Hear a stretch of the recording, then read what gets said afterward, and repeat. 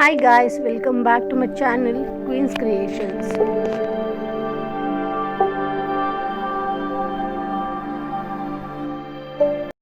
ಇವತ್ತಿನ ವಿಡಿಯೋದಲ್ಲಿ ಹೂವಿನ ಮೊಗ್ಗು ಬರುತ್ತಲ್ವ, ಸೊ ಆ ರೀತಿ ಟಾಸಲ್ನ ಮಾಡೋದು ಹೇಗೆ ಅಂತ ತೋರಿಸ್ತಾ ಇದ್ದೀನಿ.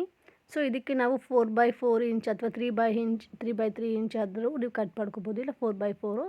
ಅದನ್ನು ನಾವು ಟ್ರಯಾಂಗಲ್ ಶೇಪಲ್ಲಿ ಮಡ್ಚ್ಕೋಬೇಕಾಗುತ್ತೆ, ಒಂದು ಎಡ್ಜಿಂದ ಒಂದು ಎಡ್ಜು.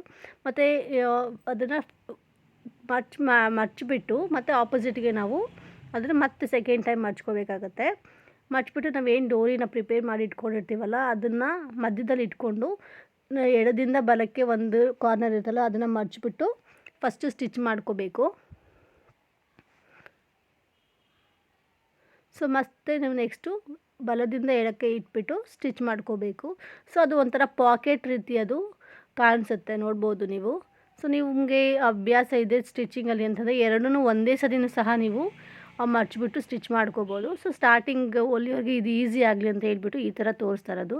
ಸೊ ನಾವು ಮಾಡಿರೋದನ್ನು ನಾವು ಉಲ್ಟಾ ಮಾಡಿ ಎತ್ತಿಡಬೇಕು.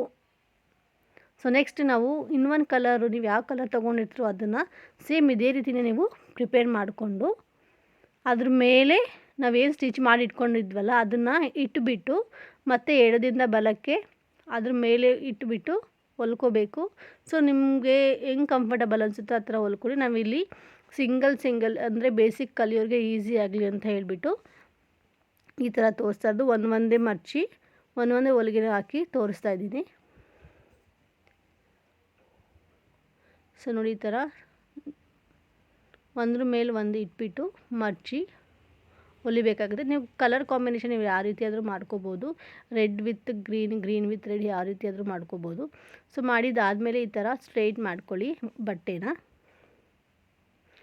ಸೊ ಅದು ನೀವು ಸ್ಟ್ರೈಟ್ ಮಾಡ್ಕೊಂಡಿದ್ದಾದಮೇಲೆ ಫಿನಿಶಿಂಗ್ ಬಂದುಬಿಟ್ಟು ಈ ಥರ ನೀಟಾಗಿ ಸ್ಟ್ರೈಟ್ ಮಾಡ್ಕೋಬೇಕು. ಕಾರ್ನರ್ಸ್ ಎಲ್ಲ ಬೇಕಾದರೆ ನೀವು ಸೂಜಿ ಸಹಾಯದಿಂದ ಕಾರ್ನರ್ಸ್ನೆಲ್ಲ ನೀವು ಸ್ಟ್ರೈಟ್ ಮಾಡೋದಕ್ಕೆ ಯೂಸ್ ಮಾಡ್ಕೋಬೋದು ಸೂಜಿನ.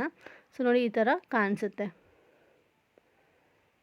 ಸೊ ಇದನ್ನು ನೀವು ಲೆಹಂಗಾಗಿ ಯೂಸ್ ಮಾಡ್ಕೋಬೋದು ಅಥವಾ ಬ್ಲೌಸ್ಗಾನ ಯೂಸ್ ಮಾಡ್ಬೋದು. ಸೊ ಇದು ತುಂಬಾ ಈಸಿ. ಸೊ ಒಂದ್ಸತಿ ಟ್ರೈ ಮಾಡಿ. ಸೊ ನೆಕ್ಸ್ಟ್ ವೀಡಿಯೋಗೋಸ್ಕರ ವೆಯ್ಟ್ ಮಾಡಿ. Thank you.